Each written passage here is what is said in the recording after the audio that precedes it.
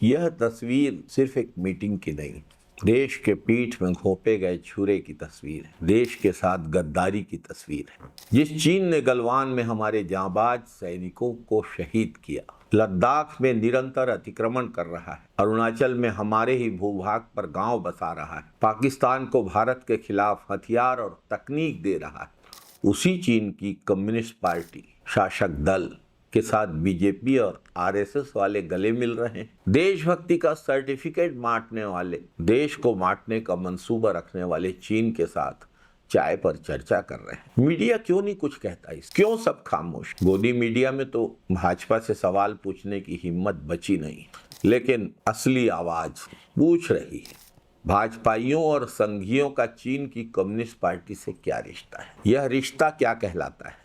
क्या सारी देशभक्ति सिर्फ चुनावी भाषणों के लिए? क्या जवानों की शहादत इतनी सस्ती हो गई है? बीजेपी और आरएसएस के नेता चीन की कम्युनिस्ट पार्टी से मिलते हैं और ठीक अगले ही दिन चीन फिर से भारतीय जमीन पर नया दावा ठोक देता है। चीन ने कश्मीर की शक्सगाम घाटी पर अपना दावा करते हुए कहा है कि यह क्षेत्र चीन का है, लेकिन इस पर भी मोदी सरकार चुप है। चीन की हरकतों पर सवाल पूछने की हिम्मत तो आज तक नहीं हुई, तो मीटिंग में क्यों गुफ्तगू कर रहे थे और क्या गुफ्तगू कर रहे थे, ये देश के सामने आना चाहिए। चीन की नापाक हरकतों और इस पर मोदी जी और भाजपा की चुप्पी से सवाल उठना लाजिमी है। मोदी सरकार ने चीन के आगे आत्मसमर्पण कर दिया है क्या? प्रधानमंत्री जी लाल आंखों की बातें करते थे। चाइना के साथ उनकी इन जो हरकतों के खिलाफ आवाज उठानी चाहिए थी, लाल आंख कर करके चाइना को समझाना चाहिए था।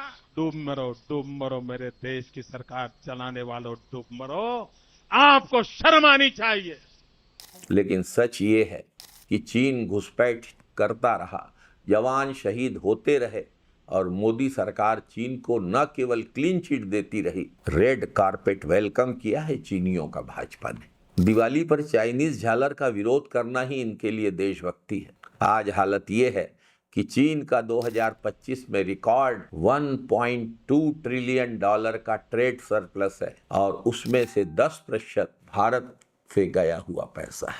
ये व्यापार नहीं है, आर्थिक गुलामी है। आरएसएस देशभक्ति का ढोल पीटता है, लेकिन भारत के घोषित दुश्मन से बंद कमरों में सौदेबाजी होती है। सच साफ है, बीजेपी और आरएसएस न भारत की सीमाओं के रक्षक है न लोकतंत्र, वे सिर्फ सत्ता और मुनाफे के रक्षक, चाहे उसकी कीमत भारत की संप्रभुता, जवानों के बलिदान और देश के स्वाभिमान से ही क्यों न चुकाई जाए। न अमेरिका को जवाब दे पा रहे हैं, न पाकिस्तान को। बांग्लादेश पाकिस्तान और चीन के साथ दोस्ती बढ़ा के हमको घेरने की तैयारी कर रहा है। बांग्लादेश में हिंदुओं को मारा जा रहा है, लेकिन जब ये सब हो रहा था तब महामानव की सरकार का सूचना तंत्र सोता रहा, अजीत डोभाल सोता रहा, महामानव के माथे पे एक शिकन तक नहीं आ रही है। भाजपा की सरकार चीन और अमेरिका से इतनी क्यों घबराई हुई है? मोदी जी की कौन सी फाइल उनके पास दबी है? आज देश के 140 करोड़ नागरिक एकजुट होकर कह रहे हैं कि मोदी जी चीन और अमेरिका को मुंहतोड़ जवाब, लेकिन ये मीटिंग कर रहे हैं, लाल आंखें दिखाने की जगह लाल कारपेट बिछा रहे हैं। भाजपा के लिए देश के मुस्लिम अछूत हैं, लेकिन अरब देशों के लोग दोस्त हैं। ठीक इसी तरह भाजपा के लिए भारत के कम्युनिस्ट देशद्रोही हैं, लेकिन चीन के कम्युनिस्टों से इनका पुराना नाता है।